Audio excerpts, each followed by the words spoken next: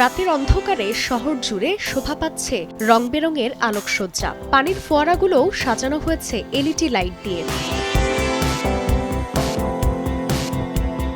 আলোর সাহায্যে ফুটিয়ে তোলা হয়েছে নানা ধরনের ফুল, পাখি, প্রাণী। লণ্ঠন নামে পরিচিত এ আলোক উৎসব দেখতে চিলি ও চীনের নানা প্রান্ত থেকে সান্তিয়াগোতে ভিড় করেন অসংখ্য দর্শনার্থী।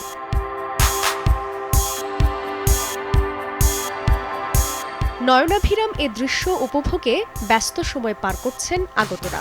এমনকি দৃশ্য মুঠোবন্দী করতেও দেখা যায় অনেককে।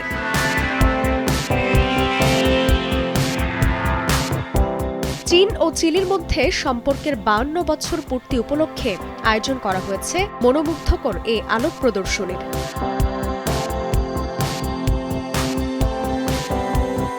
জান্নাতুল সাদিয়া, সময় সংবাদ।